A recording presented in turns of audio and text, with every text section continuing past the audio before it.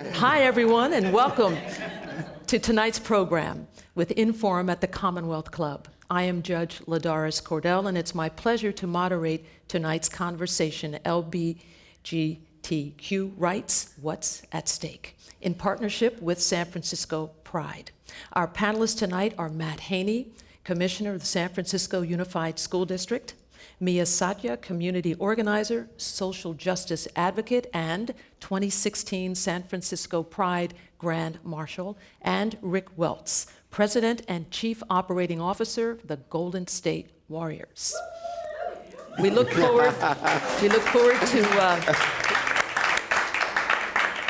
forward to hearing each of their unique perspectives on the current state of LGBTQ rights and advocacy amidst legislative, executive, and judicial efforts across the country. So let's get started.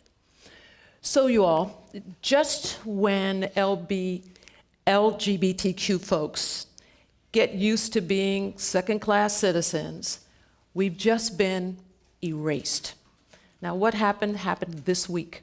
The Census Bureau just announced that the next census in 2020 will not include any questions related to sexual orientation or gender identity.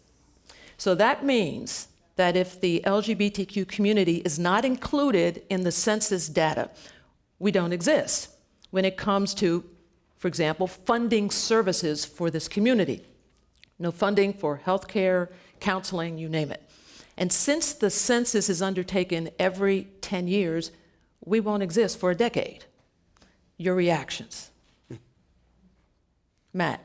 Well, I mean, I think it's absolutely shameful. I guess Donald Trump said he wants to make America great again, and for that, it means for him to erase what the large majority of this country is, which is diverse, which is LGBT, which is people of color, which is women. And I think that he thinks, and his administration seems to think, that if they pretend that people don't exist, that they can take us back to some other former era. And I think it's, I hope that, and I heard that this happened, and I hope it's not final yet, because this would be a devastating change for our ability to meet our needs as a community, as a school. If we didn't have that information, if we didn't know, as a community, as a city, it's going to affect our ability to serve our citizens. So Mia, were you shocked? Are you shocked to hear this? Trans people are used to being a second or third thought and being erased from data streams. And even when you register for emails, a lot of email providers, social media, you have to pick, are you male, are you female? You can't get an email address if you don't tell us which. And so, I know that it took decades of advocacy for us to have any LGBT-related questions on the census, and it's certainly frustrating to see how quickly, with the stroke of a pen, those rights and that those data collection streams can be taken away. But we're going to continue to advocate because LGBTQ people have always been here and will continue to be here. I guess the question is, though, the census is taken every 10 years. And there's a Census Bureau. And I'm just curious, I don't know the answer to this. Who's in charge of that? Is this something that just a directive that came out of the White House? I don't know, because this was suddenly rolled out. Does anybody have a sense about, what steps could be taken to deal with this if this is now what the census forms are going to look like? I would have asked the judge. I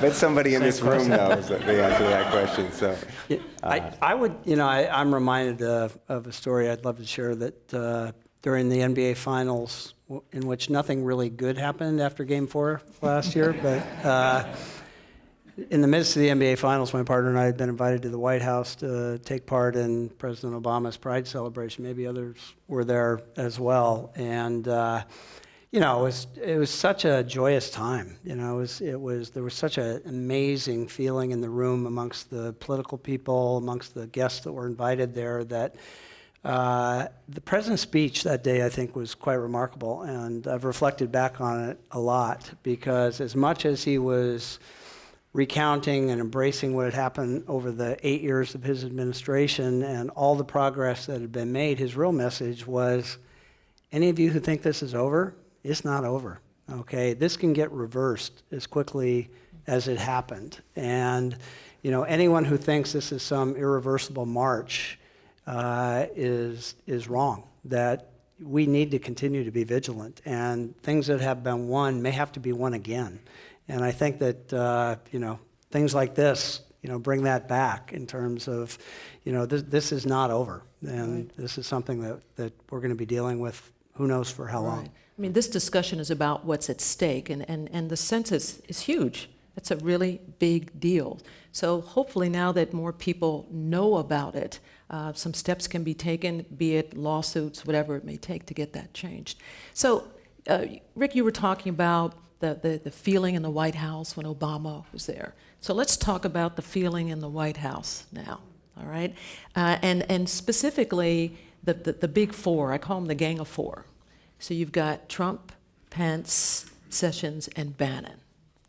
And I want us to not so much, you know, sit up here and berate them if you don't like them, but my question is more about who's driving the train when it comes to LGBTQ issues and rights.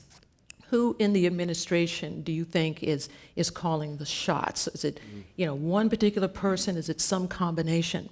And the second question I want to pose to you all, I mean, it all sounds pretty horrifying. I mean, when you look at the fact that Pence, when he was the governor of Indiana, and we're talking 2015, he signed the Religious Freedom Restoration Act, and that law allows businesses within the state of Indiana to discriminate against members of the LGBTQ community based on their personal religious beliefs, and that's the law in Indiana. You've got Trump, who has been some characterized as a waffler in chief on LGBTQ issues. You've got Sessions, who really pushed Trump to rescind the guidelines that were that Obama had put out regarding bathroom usage in schools. And then you have Steve Bannon, often dubbed as the Trump whisperer.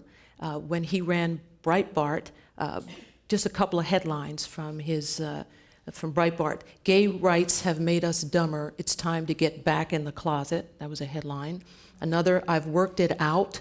ISIS is a gay death cult.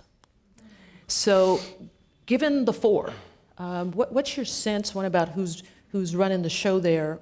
And my second question is this: is there anybody in the current administration or outside who can or will put the brakes on these guys? I mean, Ivanka, Jared, Democrats.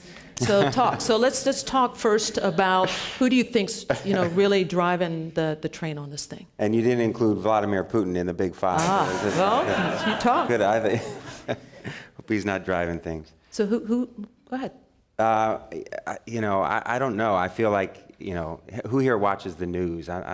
You know, I feel like every time I turn on the news, I'm confused. I don't know who's in charge. I don't actually know if anybody's in charge. I mean, that's how it seems some days. I think that the four people that you named, all of them, what they have in common is that they got to where they are by turning people on each other. And, you know, if that's the reality and that's what they come together around, that's not good for us. Who's in charge on any given day, I have no idea.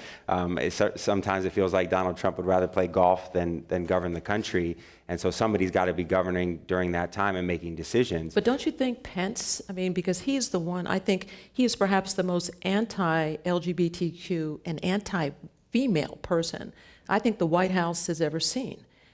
So I don't know, my gut, and again, we don't know for a fact, but my gut says that that, you know, the president may be leaving those decisions to his vice president. What do y'all think? I think that they're all complicit and they're all guilty in using LGBTQ people, immigrants, refugees as political pawns and blaming them for our country's long problems of racial and economic inequality.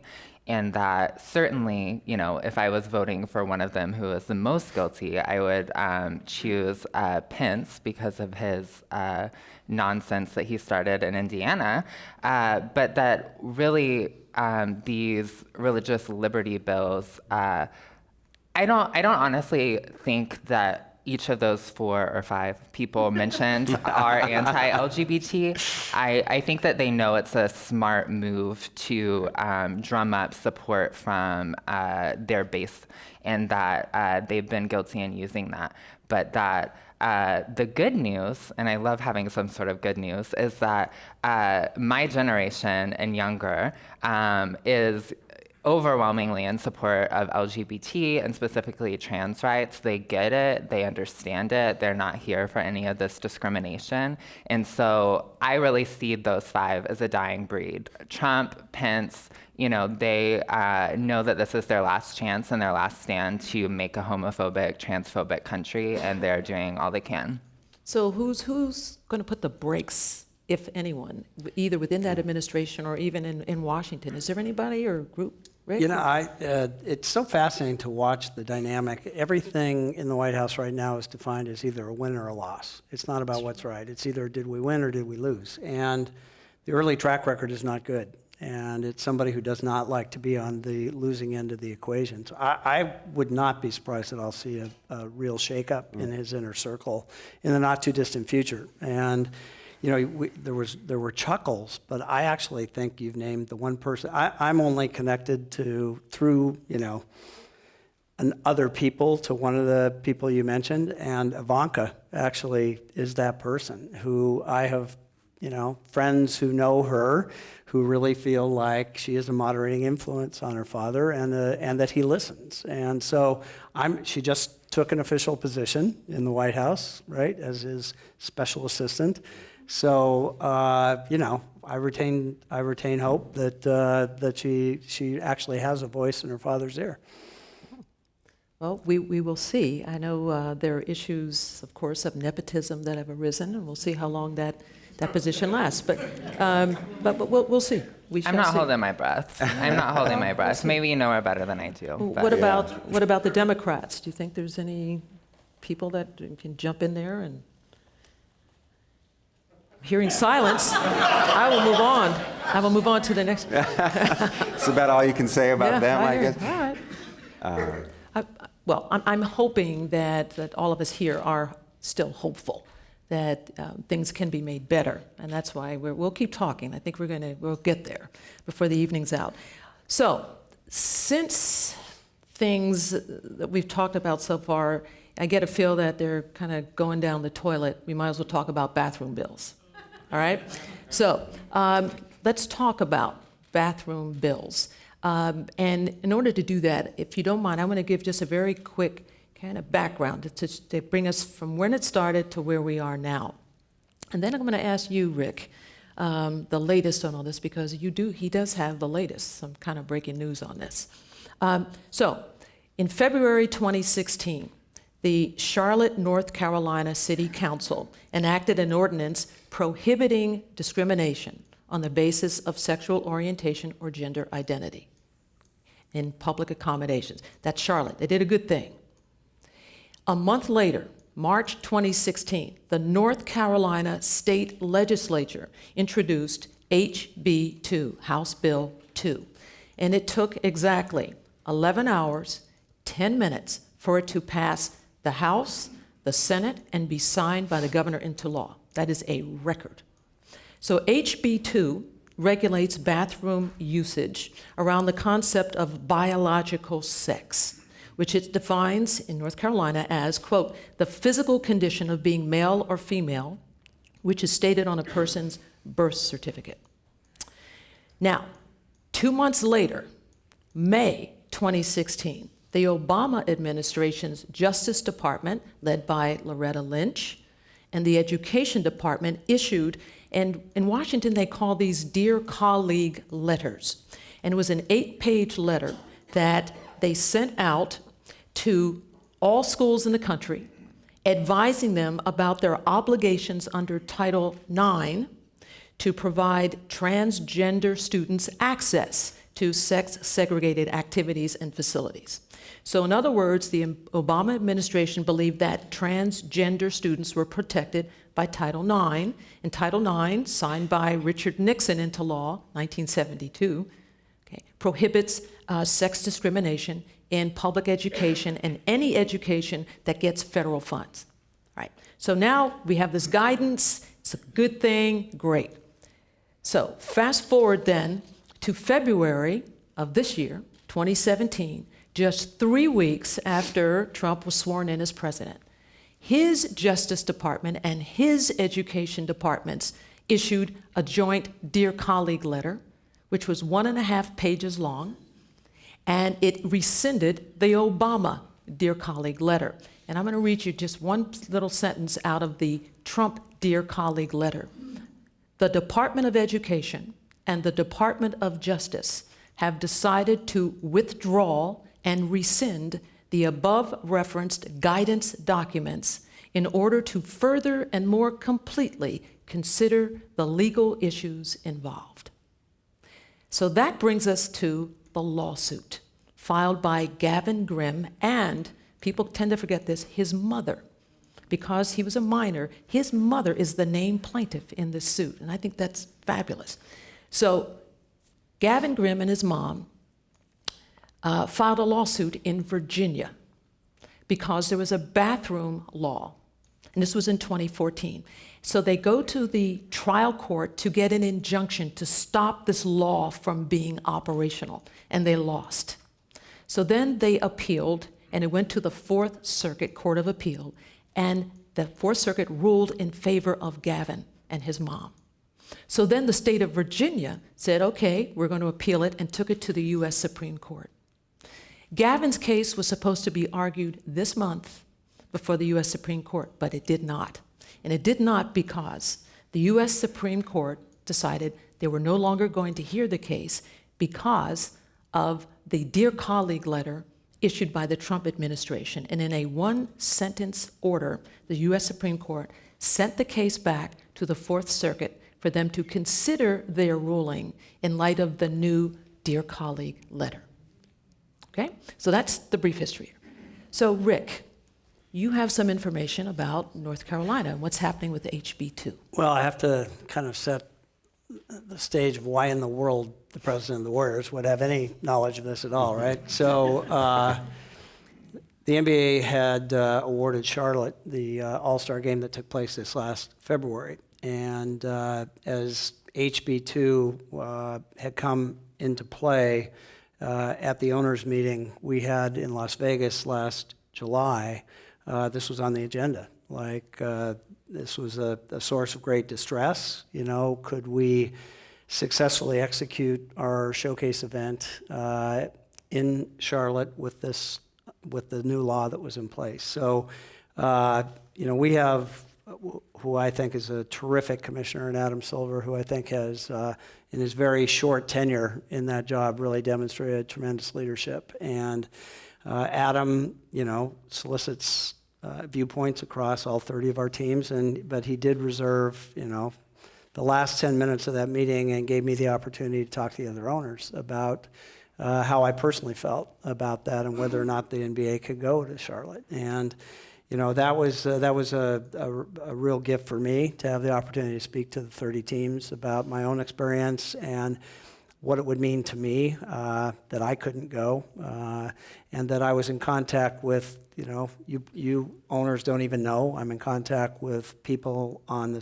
your staffs, probably half your teams, of people who are whose sexual orientation has not been out in their workplace and who don't feel comfortable sharing that yet at this point in time, and they're watching you. They're watching to see what you do, what statement you're going to make about the values of our league and what we stand for. So you told all of them this? The 30 owners. And the best thing that happened at the end of that was I got my first Michael Jordan hug. Michael is the owner of the Charlotte Hornets, and actually within our group is the business had the most to lose by us not doing that. And his team president, Fred Whitfield, African-American, awesome, worked so hard to try to get the state to really reverse, and we made the decision not to go to North Carolina. And that was followed.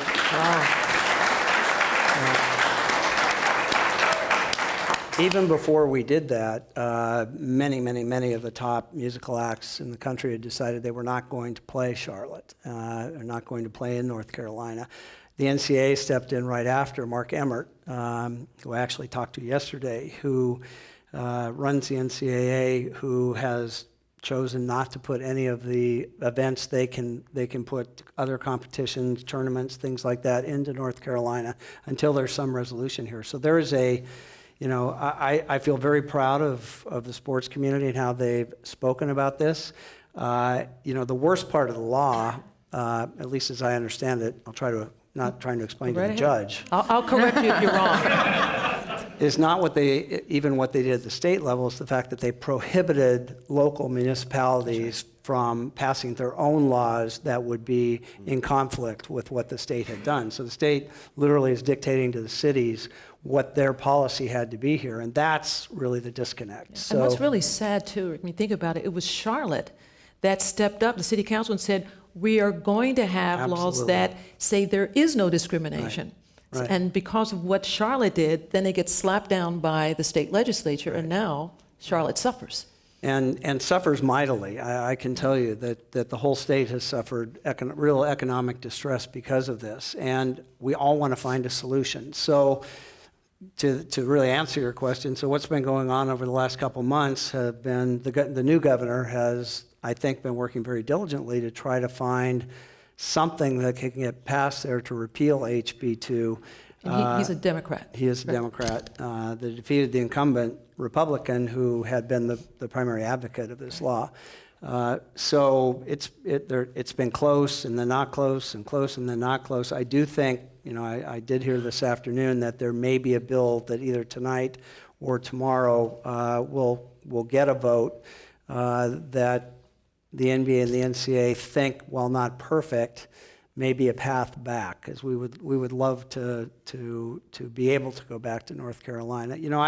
In talking to the head of the NCAA yesterday, I think I shared my concern that this is one state, and of course what's happened is people have seen this for their own reasons as being a politically advantageous position to take.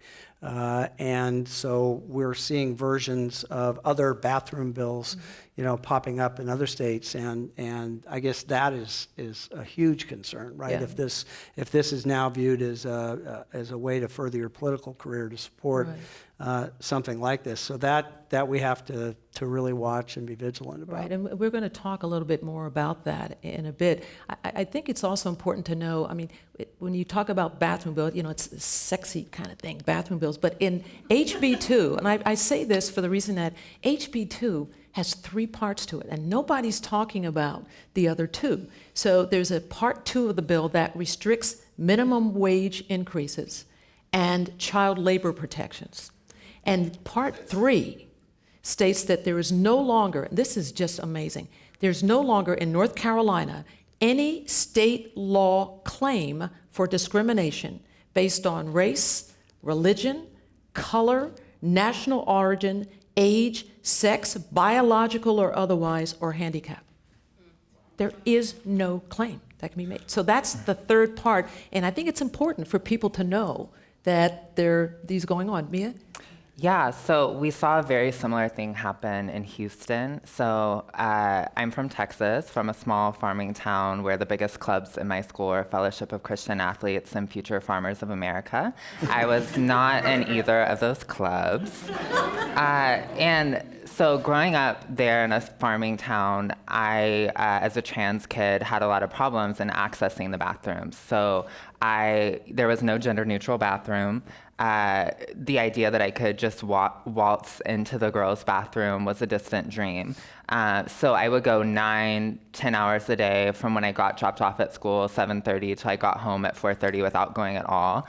because when I went to the boys' room, I would be harassed, I would be assaulted, I would have people look over the stalls. And it caused a lot of medical problems for me, to the point where in actually elementary school, I had to have genital surgery to correct a urinary problem that got really bad because I was not going to the bathroom for that long. This hits home for me and a lot of trans people who've had problems accessing the bathrooms, but we know that it's much bigger than that, and that it was never really about bathrooms. It was about whether trans people had the right to exist. Lorraine Cox said so well that it's about, do trans people have the right to exist in public? I would say it's, do we have the right to exist at all? Because these people would like to deny that we're real. You can touch me, I'm real. And what happened in Houston was the Equal Rights Ordinance HERO covered all of those areas you just mentioned: disability, national origin, all of this.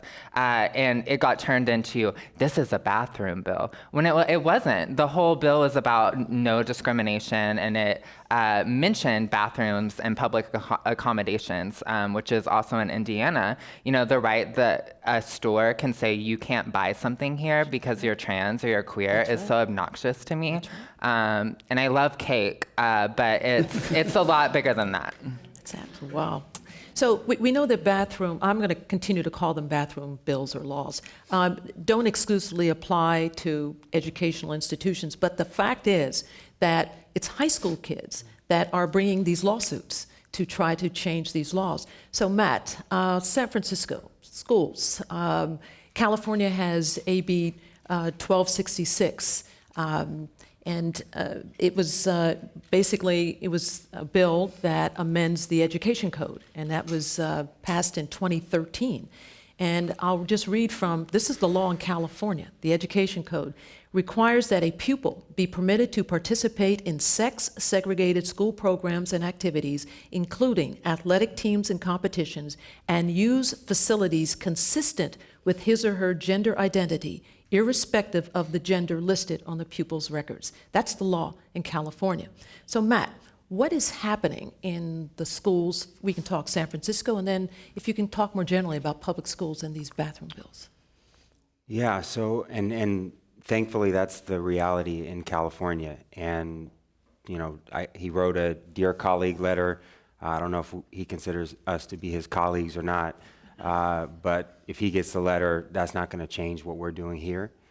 It's not going to change what's happening in San Francisco, which has been the reality. What you just read, which is the reality in California, has been the reality in San Francisco for decades. And it's been our approach here, not just when it comes to the question of a bathroom, but also how you're treated in our schools, how you're valued, how we see you. Whether you can be supported and live your identity in our schools. And I think what is at stake here is that when the federal government is sending the message to school districts all over the country and states all over the country that it's okay to be a bully, that it's okay to marginalize students and to violate their rights and their identities and stack up against them, I think we have a big problem, and you're going to have a lot of school districts and a lot of states who are going to take advantage of that. Right now, we have over 30 states that don't have any protections at all in their schools for students who may face discrimination based on sexual orientation or gender identity, over half the states in the country. So it matters whether or not the federal government is on their side or up against them. So, we're seeing already, and people are doing these studies, an increase in bullying, an increase in school districts rolling back some of these protections that they had put in place. So I think what we're going to need is we're all going to have to step up to take the side of a federal government that is now the enemy on this issue. We're going to have to step up and fight, because the reality is that kids who are already walking into school up against so much, their peers in some cases, their own school administrators, their school districts, their own state, now have to deal with a federal government that is also not on their side. So, Matt, you've brought up this whole issue of states' rights. And we all know states' rights has been frequently invoked to justify discrimination.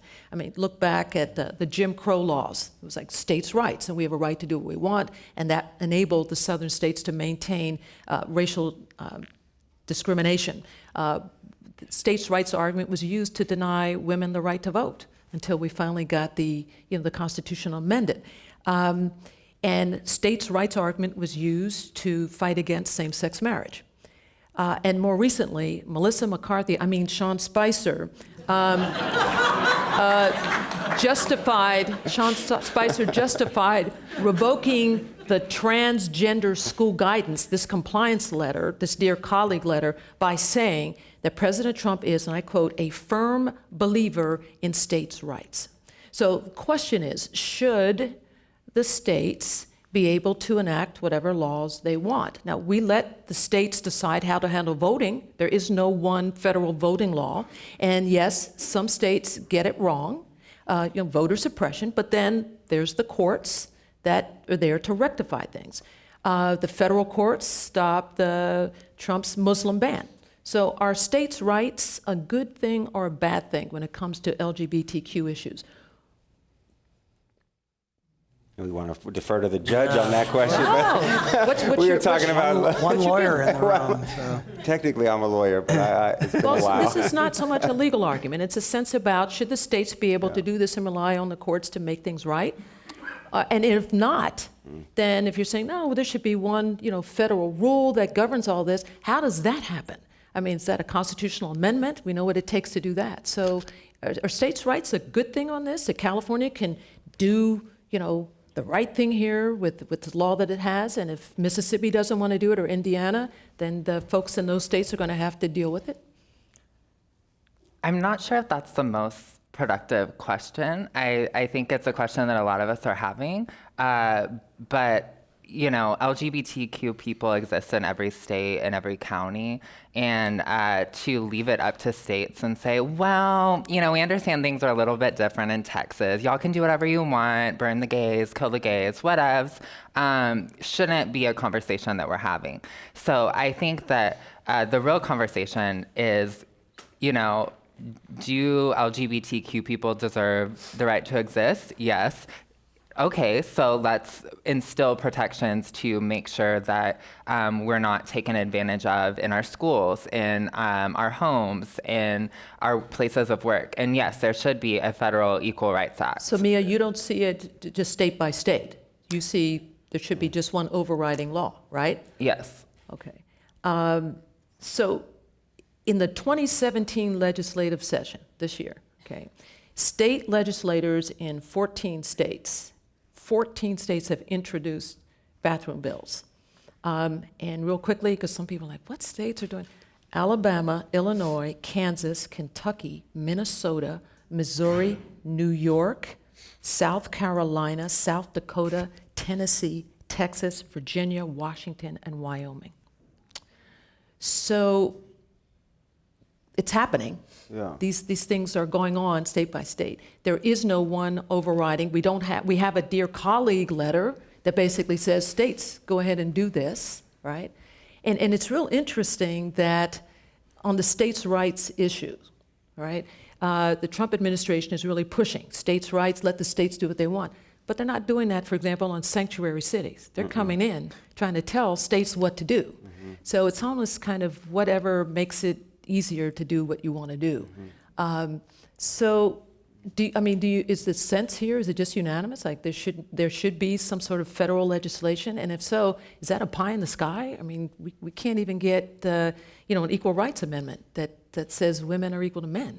How are we going to get to LGBTQ equality? But we have to work within the system we've been given, right? We can't just decide we want to change the way our country is governed. So, I think that, ultimately the courts are going to have to determine a lot of what you're asking, because there's going to be a conflict between federal and state views on this thing. So, Seattle today, I just heard on the way over here, Seattle sued on the sanctuary city policy that was just announced by the federal government and withholding federal funds. So, I think this is the way our system works. It's messy, right?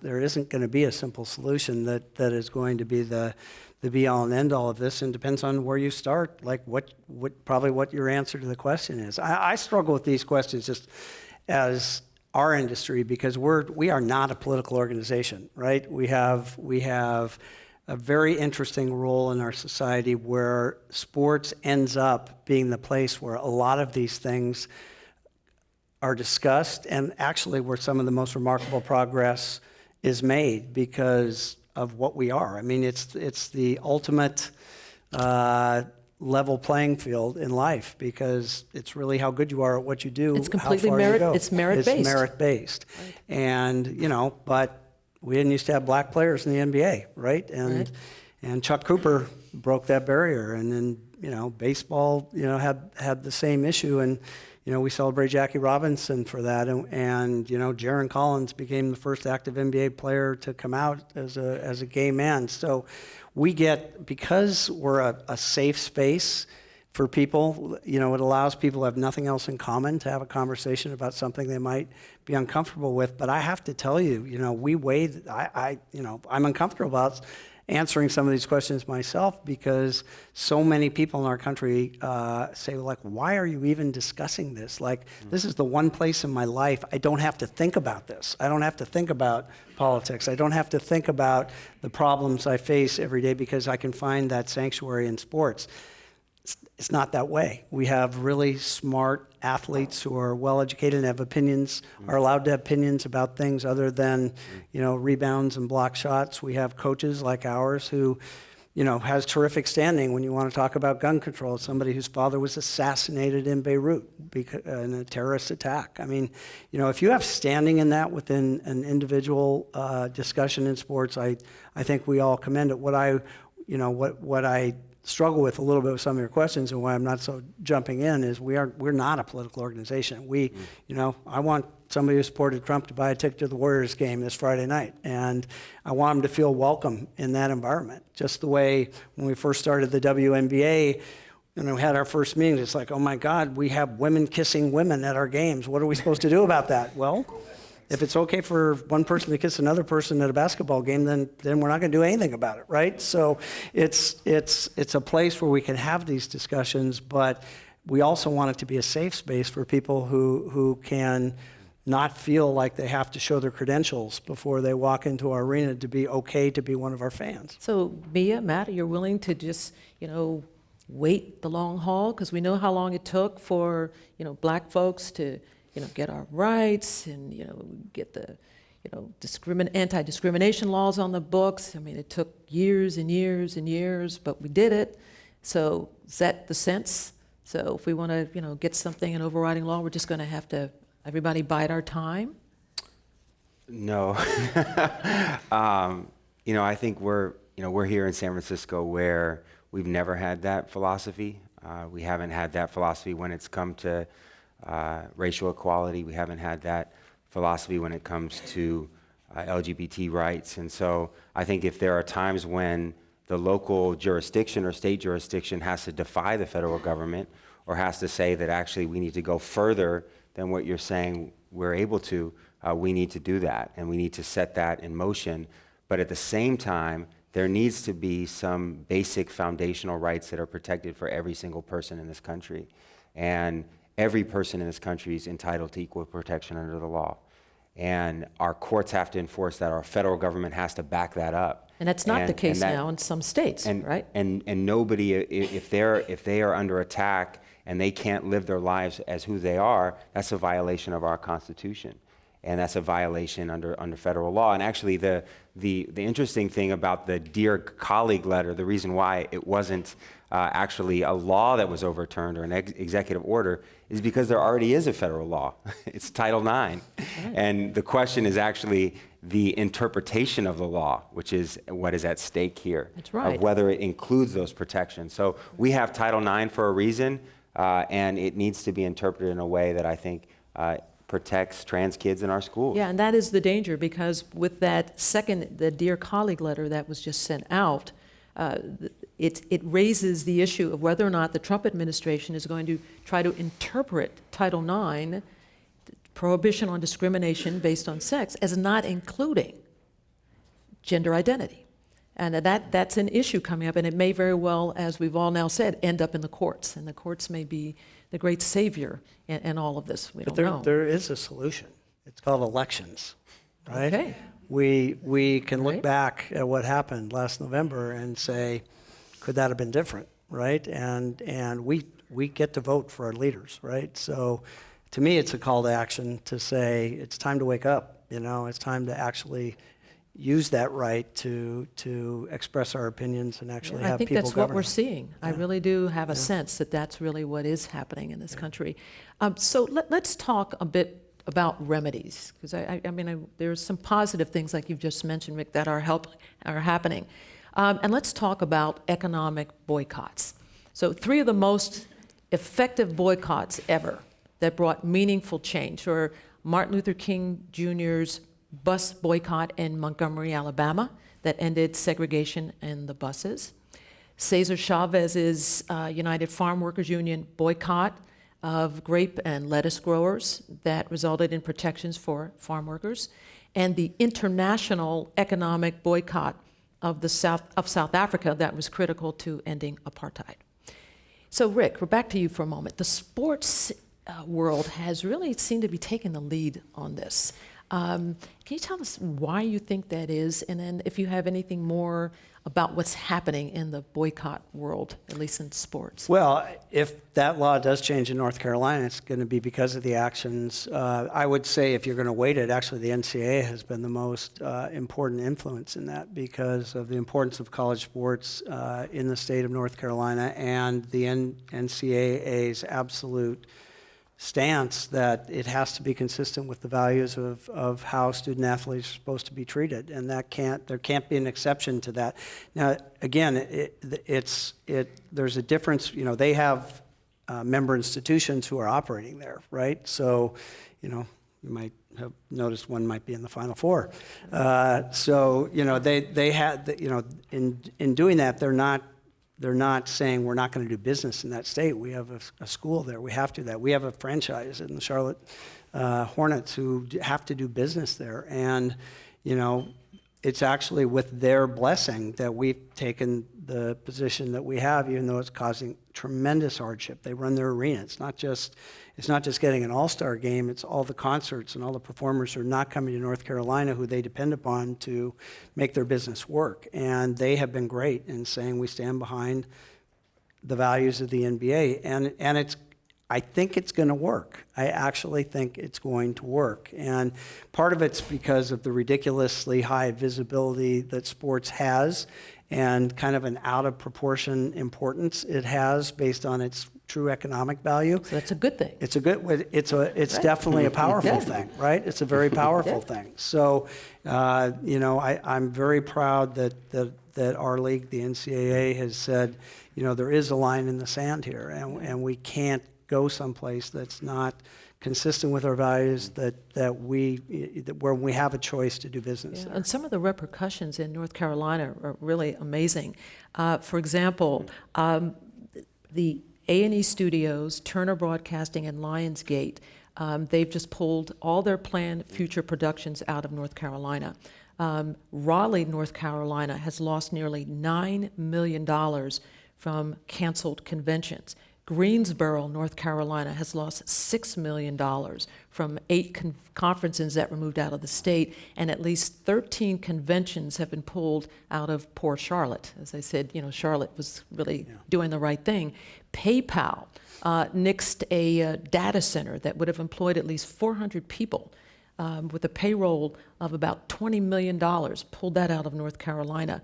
And it just goes on and on. So economic boycotts, if you have the wherewithal to do that, tend to work. But my question to you all is that if you look, for example, at, let me give you an example, Macy's. Macy's carries the Trump brand.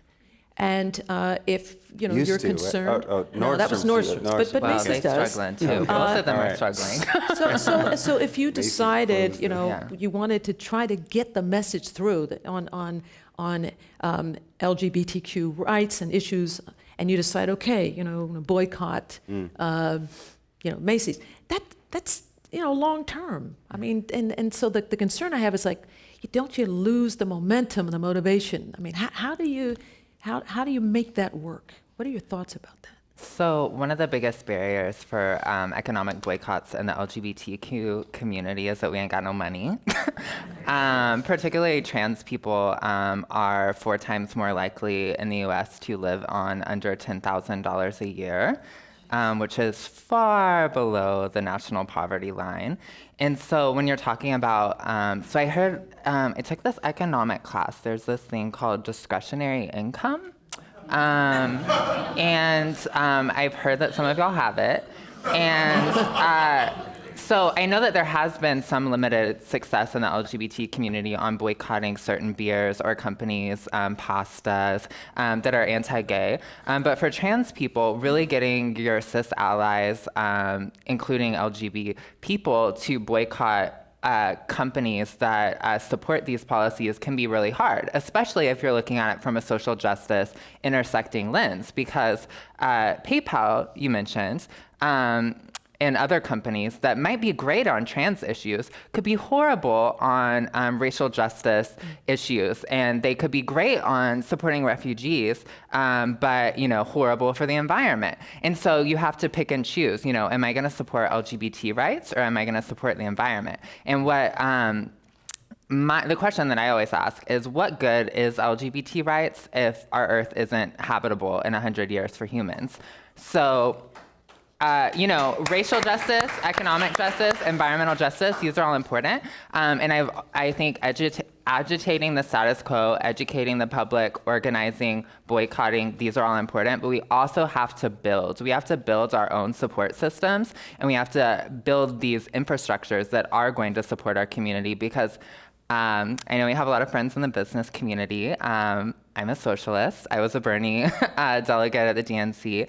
And I don't believe that the corporations are going to save us, because saving us and supporting us isn't necessarily their best interests. It's about the bottom line. And so I think boycotts can help, but we have to look at other strategies as well.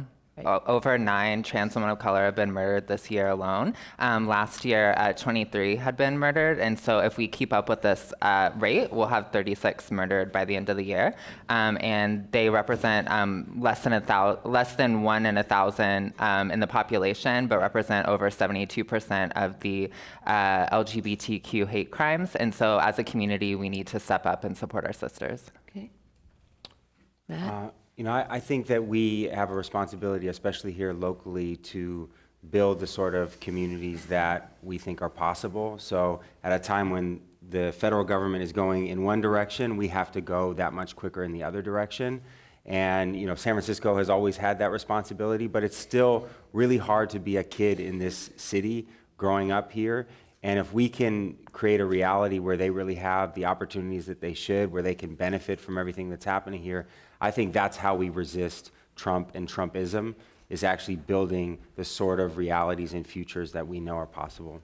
And Rick? Anything more? I would just not underestimate what each one of us can do individually using our voices. You can be on a panel like this whole group in the front row. We just came from a screening this afternoon of a Comcast documentary called Tomboy, which is about a discussion of gender in sports and the challenges that women face that men don't face in sports. That's our whole staff just did that. I'm on the NBA's Global Diversity and Inclusion Committee. We're making this, a priority of the league. We're counting. We're reporting statistics. I'm just now. There's a movement by the woman who owned the Pulse nightclub in Orlando to make that a national monument, right. And I think I'm going to join that effort to do that. We have a voice. Actually, I think all those pale in comparison to our willingness to mentor. There's a lot of people who need some strength to live their authentic life, and those of us who didn't have those people and wished we had now have an opportunity to be those people for others and to use our voices and use our experience to give confidence and standing to people who may not feel they have it. Well, thank you. That was our final audience question. So it is an in-forum tradition to ask all of our panelists the following question, and I'm going to ask this of each of you. What is your 60-second idea to change the world? Who wants to go first? No pressure. I'll be quick. Let's do the, live up to our Pledge of Allegiance, liberty and justice for all. Okay. And then selfishly, I would say, because I still have 60 seconds, I want something that we all can take to remain at the age we are forever. So Steph Curry, Kevin Durant, Draymond Green, and Klay Thompson can Do play their for the thing. Warriors forever. Good. All right. Good. Okay, so, Wow. I want that idea. That's a good one. Sitting next to, I thought about this beforehand, sitting next to Rick, one of the things that I think could really change the world is if we paid our teachers like we do our NBA stars. hell yes. I think that alone, and I hope that wouldn't make things difficult for you, and we can still win. And We're all I'm for not it. saying We're all that for NBA stars have to get paid like teachers necessarily, but I think that would really make a Wow. huge impact on our world. Mia.